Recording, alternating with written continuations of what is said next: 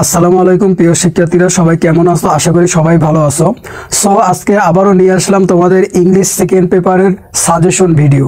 আজকের ভিডিওতে আমি তোমাদেরকে বলবো যে ইংলিশ সেকেন্ড পেপারের কোন কোন টপিকগুলো পড়লে তুমি কমন পাবে। ঠিক আছে, একদম 90% তুমি কিভাবে কমন পাবে আমি সেটা তোমাদের কাছে বলে দেবো। হ্যাঁ, আজকে ইংলিশ সেকেন্ড পেপারের একেবারে ফাইনাল সাজেশন তোমাদের কাছে নিয়ে আসলাম। হ্যাঁ, তোমাদের গ্রামার পার্টে 1 নম্বরে যে জিনিসটা আছে সেটা হলো যে উইথ ক্লোজ। ঠিক আছে, উইথ ক্লু। এই উইথ ক্লোজ এইখান থেকে তুমি কোন কোন বোর্ডের কোশ্চেনগুলো পড়লে তোমার কমন পড়বে, হ্যাঁ, বা কোন কোন বোর্ডের কোশ্চেনগুলো তুমি প্র্যাকটিস করলে ভালো করতে পারবে এক্সামে, আমি সেই টেকনিকটা তোমাদেরকে আজকে দেখাই দেবো। ঠিক আছে, সো আমি তোমাদেরকে একটু দেখাই দিচ্ছি, তোমরা একটু সবাই একটু খেয়াল করো। আচ্ছা, 1 নম্বরে দেখো যে উইথ ক্লোজ। ঠিক আছে, এই যে উইথ ক্লোজ। আচ্ছা, এখানে দেখো এই যে 1 নম্বরে দেখো বরিশাল বোর্ড 2020 এই কোশ্চেনটা পড়বা। বরিশাল বোর্ড 2020 এর এই কোশ্চেনটা তোমরা পড়ে যাবা। তারপর হচ্ছে সিলেট বোর্ড 2024-2023 এটা পড়বা। তারপর হচ্ছে চট্টগ্রাম বোর্ড 2024-2020, এরপর হচ্ছে রাজশাহী বোর্ড 2024-2020, এরপর হচ্ছে 2019। ঠিক আছে, এই কয়টা যদি তুমি পড়ো, ঠিক আছে, উইথ ক্লু, এই উইথ ক্লু যদি তুমি পড়ো তোমার এনাফ একটা প্রস্তুতি হয়ে যাবে। এর থেকে বেশি আর দরকার নেই। ঠিক আছে, এর থেকে বেশি তুমি যদি পড়তে যাও তোমার সময় নষ্ট হবে, আর কিচ্ছু না। হ্যাঁ, আচ্ছা, এরপর দেখো উইদাউট ক্লুজ। এই উইদাউট ক্লুজে কি কি আছে দেখো, যে দিনাজপুর বোর্ড 2024-2018 এইটা পড়বা। তারপর হচ্ছে বরিশাল বোর্ডের কি আছে 2020 সালের কোশ্চেনটা তোমরা একটু পড়ে যাবা, মানে একটু প্র্যাকটিস করে যাবা। ঠিক আছে, কারণ দেখো হুবাহু যদি নাও দেয়, হ্যাঁ, হুবাহু যদি নাও দেয় এই নিয়মই থাকবে, কিন্তু এটা একটু মাথায় রেখো, এই নিয়মই থাকবে। দেখা যায় যে কোশ্চেনের অর্থাৎ ধরনটা একটু চেঞ্জ করে দেয়, কিন্তু নিয়ম একই থাকে, একটু জাস্ট একটু পাল্টাই দেয়, একটু ঘুরাই দেয়, আর কিচ্ছু না, কিন্তু একই নিয়ম থাকে। তারপরে দেখো কুমিল্লা বোর্ড 2024 এটা পড়বা, 2020 পড়বা। তারপরে যশোর বোর্ড কত পড়বা, 2020 পড়লেই তোমার হয়ে যাবে। ঢাকা বোর্ড 2024, 2016, 2015 এই 3টা পড়বা। আর একটা কথা বলি যে ঢাকা বোর্ডের কোশ্চেন কিন্তু সব থেকে বেশি রিপিট হয়, এটা তোমরা জানো। ঢাকা বোর্ডের কোশ্চেন কোনো না কোনো বোর্ডে কি হয়, রিপিট হয়। তোমার একেবারে হুবাহু থাকে না, তবে একটু ঘুরায় থাকে, কিন্তু ওই একই নিয়মে থাকে, এটা একটু মাথায় রেখো। এরপরে দেখো সাবস্টিটিউশন ট্যাব। ঠিক আছে, এখানে দেখো যে বরিশাল বোর্ড 2023 পড়বা, 2020 পড়বা। তারপর হচ্ছে ঢাকা বোর্ড 2023, 2019, হ্যাঁ, এটা হবে 19 হবে, বুঝছো, এটা 19 হবে। 2019, 2016, 2015 এই কটা পড়বা। তারপর হচ্ছে সিলেট বোর্ড 2024 পড়বা, 2023 পড়বা। যশোর বোর্ড 2023 পড়বা, 2020 পড়বা। এরপর হচ্ছে কুমিল্লা বোর্ড 2024, 2023। হ্যাঁ, আচ্ছা, এই কটা পড়লেই তোমার যথেষ্ট প্রস্তুতি হয়ে যাবে। আচ্ছা, এরপরে দেখো রাইট ফর্ম অফ ভার্বের ক্ষেত্রে যে জিনিসটা তোমার জানতে হবে এটা হচ্ছে তোমার রুলসটা তোমার একটু ভালোভাবে জানতে হবে। তুমি রুলস না জানা যদি প্র্যাকটিস করো তাহলে হবে না, তোমার আগে রুলসটা মাথায় ভালোভাবে সেট করে নিতে হবে। তারপরে তুমি এই 3টা বোর্ড তুমি যদি একটু প্র্যাকটিস করো, দেখবা তোমার এনাফ একটা প্রস্তুতি হয়ে যাবে। ঠিক আছে, দেখো তাহলে তুমি রাইট ফর্ম অফ ভার্বের কি কি পড়বা, ঢাকা বোর্ড 2023 পড়বা, 2022 পড়বা, 2019 পড়বা। ঠিক আছে, তারপর হচ্ছে চট্টগ্রাম বোর্ড 2024 পড়বা, 2020 পড়বা, 2017 পড়বা। ঠিক আছে, এরপর দেখো দিনাজপুর বোর্ড 2024 পড়বা, 2022 পড়বা। ঠিক আছে, দিনাজপুর বোর্ড 2022 পড়বা, 2024 পড়বা, মোস্ট ইম্পর্টেন্ট, মাথায় রেখো দিনাজপুর বোর্ড। এরপরে দেখো ন্যারেশন। ন্যারেশনের তুমি কোন কোন বিগত বছরে কোন কোন কোশ্চেনগুলো পড়বা আমি একটু দেখাই দিচ্ছি। এই দেখো কুমিল্লা বোর্ড 2024, 2020, বরিশাল বোর্ড 2020, 2019, তারপর হচ্ছে ঢাকা বোর্ড 2023, 2019, সিলেট বোর্ড 2019, 2020। আমরা অনেক ঘাটাঘাটি কইরা, ঠিক আছে, অনেক ঘাটাঘাটি কইরা এই ফাইনাল সাজেশনটা তোমাদের কাছে আমরা নিয়ে আসছি। ঠিক আছে, অনেক ঘাটাঘাটি কইরা। সো তোমরা যদি এই সাজেশন অনুযায়ী তোমরা যদি পড়ো তাহলে তোমার এনাফ একটা প্রস্তুতি হয়ে যাবে। এর থেকে বেশি আর তোমার দরকার নাই। এর থেকে বেশি তুমি যদি পড়তে যাও তাহলে কি হবে, তোমার সময় নষ্ট হবে, আর কিচ্ছু না। হুবাহু কোশ্চেন তো তুমি কমন পাবা না, শুধু এতগুলো তুমি প্র্যাকটিস করার তো কোনো মানে নেই। আমি যে কয়টা দিয়ে এই কয়টাই প্র্যাকটিস করো তোমার যথেষ্ট হয়ে যাবে, আর কিচ্ছু লাগবে না। আচ্ছা, তারপরে দেখো যে চেঞ্জিং সেন্টেন্স। এই চেঞ্জিং সেন্টেন্সের ক্ষেত্রে ঢাকা বোর্ড 2024, 2022, কুমিল্লা বোর্ড 2023, 2020, আর একটা আছে যশোর বোর্ড 2021, এটা একটু দেখে যাও। যশোর বোর্ড 2021 এটা একটু দেখে যাও। এরপরে দেখো কমপ্লিটিং সেন্টেন্স। এই কমপ্লিটিং সেন্টেন্সে কি কি আসবে, কোনটা কোনটা পড়বা আমি একটু দেখাই দিচ্ছি যে দিনাজপুর বোর্ড 2024 2020 আর হচ্ছে 19, ঢাকা বোর্ড 2024 2020, তারপর হচ্ছে যশোর বোর্ড 2024 2020 আর হচ্ছে 2017 ঢাকা বোর্ড, তারপর হচ্ছে কুমিল্লা বোর্ড 2023 2020। এইগুলো পড়লেই তোমার কি মোটামুটি এরাফ একটা প্রস্তুতি হয়ে যাবে। এর থেকে বেশি তোমার আর পড়ার কোনো দরকার নাই, ঠিক আছে। কমপ্লিটিং সেন্টেন্স, এর থেকে বেশি তোমার পড়ার কোনো কি দরকার নাই, এটা মাথায় রেখো। এরপর দেখো সাফিক্স অ্যান্ড প্রিফিক্স। আচ্ছা, সাফিক্স অ্যান্ড প্রিফিক্সের ক্ষেত্রে কি পড়বা সেটা হলো ঢাকা বোর্ড 2024 2020 2013, তারপর হচ্ছে দিনাজপুর বোর্ড 2023 2022 2018 2017, এই কয়টা পড়লেই হবে। সাফিক্স প্রিফিক্সের ক্ষেত্রে বিষয়টা কি জানো, যে তোমার একটু তোমার ভোকাবুলারি যারা ভালো পারে সাফিক্স প্রিফিক্সের ক্ষেত্রে অত নিয়ম কারণ শেখার কোনো মানে নাই। হ্যাঁ, তোমার ভোকাবুলারি যারা ভালো পারে আর কিছু রুলস যাদের মোটামুটি জানা আছে তারা এমনিতেই তারা সাফিক্স প্রিফিক্স এটা এমনিতেই মিলাইতে পারবে। তারপরও আমি যেগুলো দেখাই দিলাম এই কয়টা তোমরা যদি প্র্যাকটিস করো তোমাদের যথেষ্ট একটা প্রস্তুতি হয়ে যাবে। এরপর tag question, and tag question তোমাদের অনেকের কাছে অনেক কঠিন লাগে, আবার অনেকের কাছে অনেক সহজ লাগে। শোনো, ট্যাগ কোশ্চেনের উপর কিন্তু আমার একটা ভিডিও আছে, তোমরা একটু দেখে নিও। হ্যাঁ, ট্যাগ কোশ্চেনের উপর আমার বিস্তারিত ভিডিও আছে, ওই ভিডিওটা একবার তুমি যদি দেখো, দেখবা যে তোমার ট্যাগ কোশ্চেন একেবারে পানির মতো সহজ হয়ে যাবে। তুমি একটু ভিডিওটা দেখো, তারপরে আইসা ট্যাগ কোশ্চেনগুলো প্র্যাকটিস করো, দেখবা তোমার কমন পেয়ে যাবে। আচ্ছা, তাহলে ট্যাগ কোশ্চেন তুমি কোন কোন বোর্ডের কোশ্চেনগুলো তুমি প্র্যাকটিস করবা?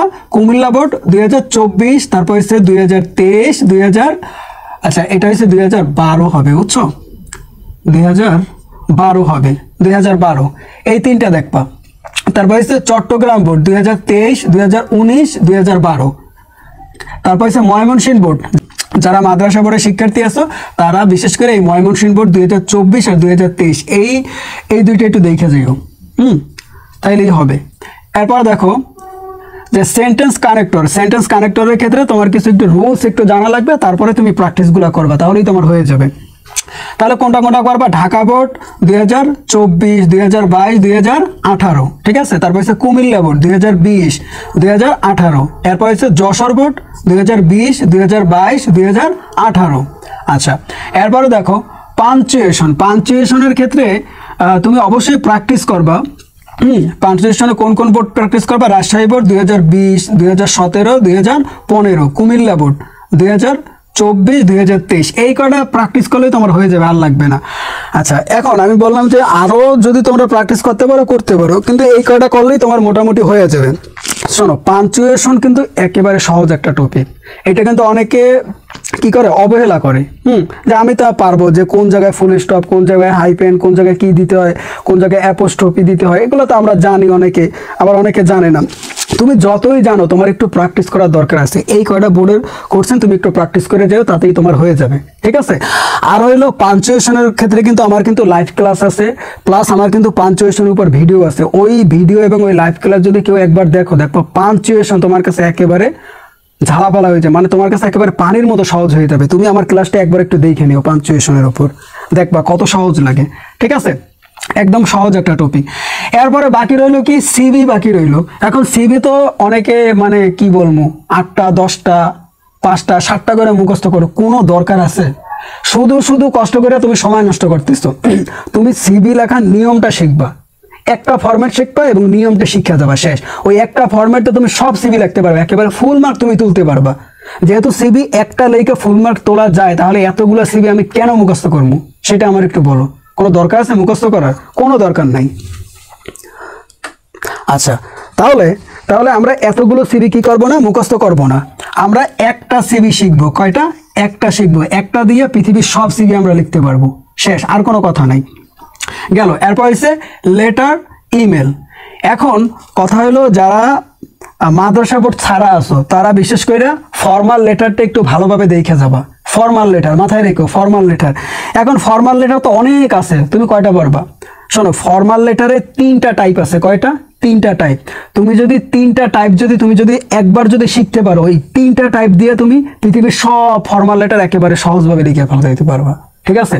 সো তুমি অনেকগুলো ফর্মাল লেটার না পাই না, তুমি ওই 3টা টাইপ শিখো, তাহলেই তোমার হয়ে যাবে। আর ফর্মাল লেটারের উপর যদি আমার ভিডিও নাই, তোমাদের যদি ফর্মাল লেটারের উপর ভিডিও দরকার পড়ে তোমরা আমারে কমেন্ট করে জানাইও, আমি ভিডিও দিয়ে দেবো, সমস্যা নেই। কিন্তু ইনফর্মাল অর্থাৎ লেটারের উপরে কিন্তু আমার ভিডিও আছে, এটা মাথায় রেখো। লেটারের উপর কিন্তু আমার ভিডিও আছে, ওই ভিডিওটা তুমি যদি একবার দেখো, একবার দেখবা মানে লেটার কি তোমার কাছে একেবারে সোজা হয়ে যাবে, একদম পানি পানি, আর কোনো কথা নাই, একদম সোজা হয়ে যাবে।